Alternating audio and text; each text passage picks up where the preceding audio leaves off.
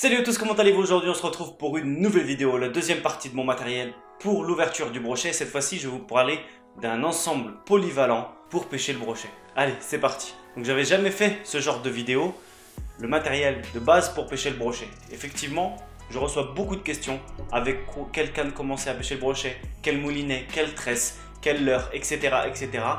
Et là, cette vidéo est faite pour vous, toi qui ne sais pas quoi choisir pour pêcher à l'ouverture et tout au long de l'année. Les produits que je vais vous présenter, c'est d'une manière générale. Je vais vous citer des marques, mais il existe d'autres marques que vous avez le choix de choisir. Ça, c'est vous qui décidez. Je ne pousse pas à la vente. Et dans cette vidéo, vous allez voir une marque qui s'appelle Yo-Zuri, une marque qui est distribuée en France par Flashmer, mais qui ne fonctionne pas très bien, alors qu'il y a des très bons produits, vous allez voir tout de suite. Donc bien évidemment, pour pêcher, il va vous falloir une canne. Et quelle canne choisir pour pêcher d'une manière polyvalente les brochets, mais pas que. Aujourd'hui, je vous présente la XNL T3. Vous savez très bien que je vais pêcher avec ça cette année. On va plus s'attarder aux caractéristiques plutôt qu'à la marque. Je vous conseille, pour pêcher le brochet d'une manière polyvalente en spinning, une canne allant de 10 à 40 grammes. Alors ça représente quoi? Qu'est-ce que ça veut dire? 10-40 grammes, c'est tout simplement le poids maximum et minimum que vous pouvez lancer. Même si le minimum, c'est-à-dire 10 grammes, vous pouvez lancer bien en dessous. Ça c'est sûr. Mais c'est la plage optimale pour l'utilisation de cette canne. Pour la taille, je vous conseille entre 2 mètres et 2 mètres 10, voire 2 mètres 20. C'est vraiment pas mal. Même si 1,80 c'est bien pour commencer aussi. Au niveau du prix, je pense qu'une canne maximum 100 €, c'est vraiment pas mal pour débuter la pêche. Celle-ci fait 99 €. Il en existe de différentes tailles, de différents grammages, de différentes couleurs, de différentes marques.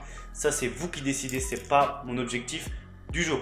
Donc au niveau des moulinets, il va falloir vous adapter à la canne que vous avez. Ici c'est une 10-40 grammes, du coup je vous conseille un moulinet entre 2000 et 4000.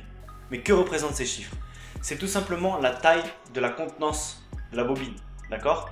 Plus tu augmentes en chiffres, plus la bobine sera importante. Plus tu pourras mettre de fil, effectivement. Donc celui-ci c'est le Helios XS en 4000. Il existe d'autres marques, d'autres couleurs, d'autres tailles. Ça c'est vous qui voyez. Moi j'utilise celui-là parce que il a un côté très léger par rapport à la canne, ça fait un bon équilibre. Donc j'ai volontairement parlé de moulinet spinning parce que c'est le plus simple à utiliser et le moins cher au niveau du prix. Au niveau de la tresse, celle-ci c'est une Savage Gear. Je vous conseille entre 12 et 18 centièmes. Alors c'est en tresse. Pour ceux qui veulent pêcher en nylon, entre 25 et 35 centièmes, ça suffit largement. Pourquoi je vous conseille la tresse? Tout simplement parce qu'elle est beaucoup plus résonnante. Vous allez sentir beaucoup mieux les touches avec une tresse. Au niveau du bas de ligne, il y a plusieurs écoles. Il y a l'acier, il y a le titane et il y a le fluorocarbone. Je vais vous donner les caractéristiques de chaque fil, les inconvénients et les points positifs. Au niveau de l'acier, quelque chose d'incassable, quasiment. Il existe plusieurs diamètres. Du 7 kg ou du 8 kg, ça suffit largement pour pêcher le brochet chez nous. Malheureusement, l'acier a tendance à garder la forme, c'est-à-dire que quand vous allez pêcher avec, et à un moment donné, il va se retrouver comme ça, il ne sera même plus dans le prolongement du bas de ligne, et j'aime pas trop ça. Aussi, il est très visible dans l'eau, parce qu'il est souvent coloré un peu verdâtre ou alors noir. Ensuite, pour le titane, c'est tous les avantages de l'acier sans les inconvénients, c'est-à-dire que le titane ne va pas se tordre. Ça qui est intéressant. Mais il y a aussi le côté visible, même si pour le brochet, logiquement, c'est pas très important. Et pour le fluorocarbone, ce qui est sympa, c'est qu'il y a le côté un petit peu invisible. D'ailleurs, celui que j'utilise en 50 centièmes, qui est mon avançon, c'est l'Invisible Clear de chez Asso, ce qui veut bien dire qu'il y a un côté discrétion dans l'approche de cette pêche. Et il y a le côté aussi anti-abrasif. Qu'est-ce que c'est le côté anti-abrasif? C'est tout simplement le fait que quand il frotte sur les rochers ou sur une paroi qui peut être coupante, ça évite la casse. Au niveau de mon corps de fluorocarbone, c'est le Magic Fluoro de chez Flashmer. Il en existe plusieurs, ça c'est à vous de voir. Faites attention, il y en a qui sont très cassants. Je déteste, il y a certaines marques que je ne citerai pas qui cassent vraiment rapidement. Donc dites-moi dans les commentaires quel fluorocarbone vous utilisez. Donc pour la taille du corps de bas de ligne, j'utilise du 28 centièmes. C'est pas mal, c'est plutôt polyvalent, vous pouvez pêcher aussi bien la perche que le brochet avec. Et un petit avançon, donc un avançon c'est tout simplement un petit bout de fluorocarbone qui vous permet de ne pas vous faire couper. Pourquoi? Vous savez très bien que le brochet a des très grandes dents. Ça arrive très souvent de se faire couper. Alors c'est souvent par les petits brochets, c'est-à-dire que jusqu'à 70 cm, vous allez vous faire couper. Au-dessus, c'est plus rare. Vous allez vous faire casser, mais pas couper. Ensuite, on va passer au leurre. Et oui, effectivement, je reçois énormément de messages. Quel est le meilleur leurre pour le brochet? Quel leurre utiliser pour l'ouverture? Quand il fait chaud, pourquoi j'arrive pas à prendre du poisson dans ma rivière? Eh bien, là c'est parti. Je vais vous présenter quels leurres polyvalents vous permettront de pêcher le brochet dans cette année 2019. Alors écoutez bien. Et pour la première famille de leurres, ce sont les leurres de surface. Vous les connaissez tous et toutes. Vous savez que j'affectionne particulièrement cette pêche, qui est une pêche visuelle, qui vous permettra de prendre des touches juste magiques et des moments extraordinaires au bord de l'eau. Le brochet réagit vraiment bien aux leurres de surface, surtout en période estivale, même si en automne et en hiver vous allez pouvoir en prendre. Mais la meilleure période, c'est l'ouverture jusqu'à fin octobre, voire fin novembre. C'est vraiment les meilleurs moments pour pêcher le brochet au leurre de surface. Et la première famille, ça va être la famille des stickbait, des pencils. Celui-ci, c'est le 3DR Pencil de chez Yo-Zuri. Cette taille est vraiment idéale, 10 cm, ça suffit largement. Vous allez pouvoir prendre tout type de poisson, mais surtout le brochet. Au niveau des coloris, un coloris naturel, flashy. Cela dépend de vous. Moi, j'affectionne particulièrement les coloris flashy. Et comme celui-ci est doté d'un petit hologramme à l'intérieur, c'est Yo-Zuri qui fait ça, et vous allez pouvoir émettre des petits flashs lumineux qui vont taper dans l'œil du brochet. Alors vous savez très bien que quand le brochet est en chasse, il va avoir la tête vers le haut, tout simplement parce que ses yeux vont voir ce qui se passe au-dessus de lui. Cela demande un petit peu d'entraînement. Le Walking the Dog est une animation qui n'est pas facile au début à comprendre, mais petit à petit vous allez y arriver. Vous inquiétez pas, je vais vous faire un tuto sur ça. Ensuite, on reste dans la même famille plus ou moins de leurres, style pencil, mais cette fois-ci derrière nous avons rajouté une petite hélice, ce qui s'appelle un prop bait, un leurre à hélice. Et celui-ci, c'est le 3DR Prop de chez Yo-Zuri, en taille 9 cm, ce qui suffit largement pour une pêche du brochet, mais pas que. Vous allez pouvoir prendre du black bass, de la perche et du chevel avec ce leurre. Effectivement, c'est un leurre de réaction, pareil. L'hélice va tourner et ça va émettre des vibrations très importantes qui vont faire monter le poisson et potentiellement avoir une touche. Vous avez tous déjà vu d'autres prop bait qui existent sur le marché. N'hésitez pas à aller voir, il en existe vraiment beaucoup. Et quand on parle de leurre à réaction, on pense forcément au popper. Le dernier leurre de surface que je vous présenterai aujourd'hui, c'est un leurre un petit peu plus petit, plus trapu, avec une bouche incurvée et l'anneau à l'intérieur, qui va émettre des petits pops ou des gros pops qui va attirer le poisson d'assez loin. Alors ça imite soit une chasse, soit un poisson qui est à l'agonie. Souvent armé de petites plumes derrière, il va vous permettre de pêcher les poissons qui sont très actifs et les faire monter d'assez loin. Celui-ci, c'est le 3DR Popper de chez Yo-Zuri en 6,5 cm. Ça suffit largement pour le brochet, même si des tailles en 9 voire en 12 cm sont vraiment à utiliser. Ensuite, pour prospecter un petit peu plus en dessous de la surface, entre 0,50 et 3 mètres, vous allez avoir les crankbaits. Alors il existe plusieurs tailles de bavettes. Et comment reconnaître celui qui plonge plus profond? Tu sais toi dans les commentaires? Eh bien tout simplement, c'est la longueur de la bavette et l'inclinaison de la bavette qui va faire que le leurre va pénétrer plus dans l'eau ou pas.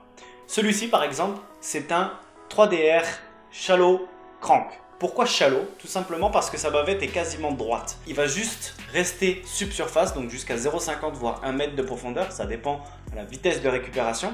Maintenant, si on compare avec celui-ci par exemple, qui a une bavette beaucoup plus inclinée et beaucoup plus longue, celui-ci va descendre beaucoup plus. C'est ça la différence. Quand vous avez à choisir vos cranks, regardez bien ça.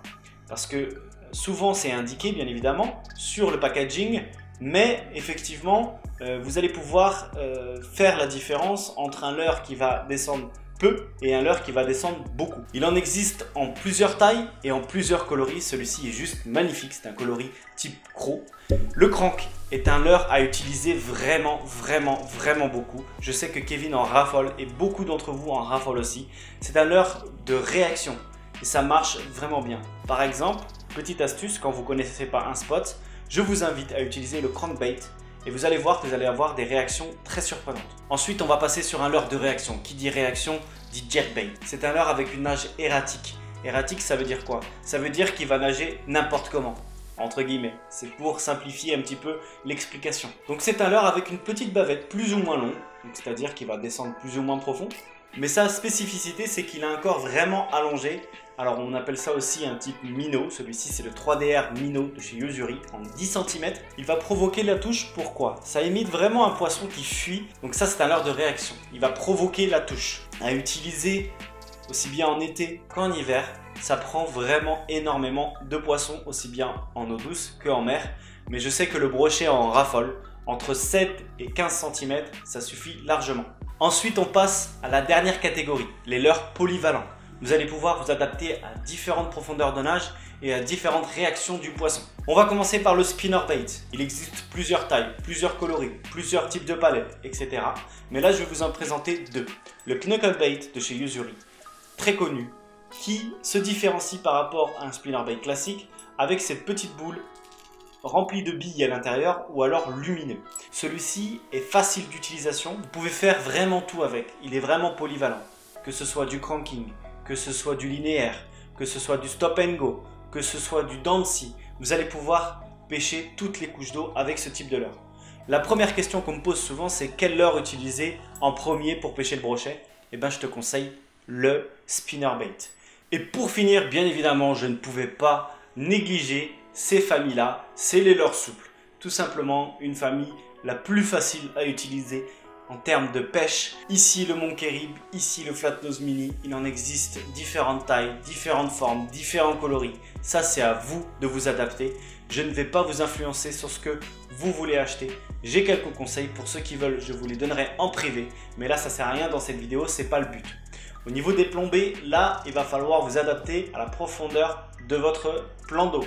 C'est-à-dire que plus il est profond, plus vous allez plomber, logiquement. Après, ça dépend de la vitesse de récupération. Ça, c'est à vous de vous adapter. Je ferai sûrement un tuto comment choisir sa tête plombée selon la profondeur de votre plan d'eau et selon la vitesse de récupération. Si ça vous dit, dites-le dans les commentaires. Voilà, c'en est tout pour cette petite présentation. Bien sûr, c'était dans la continuité de la vidéo que je vous ai présentée la semaine dernière sur mon ensemble Big Bait.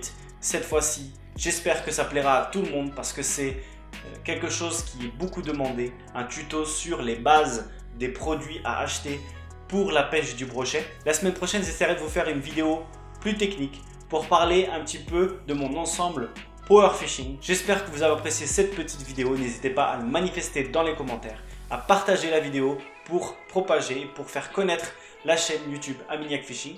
N'hésitez pas à vous abonner et à activer la petite cloche pour recevoir les notifications. Merci à vous d'avoir regardé, on se retrouve très bientôt. Bye bye!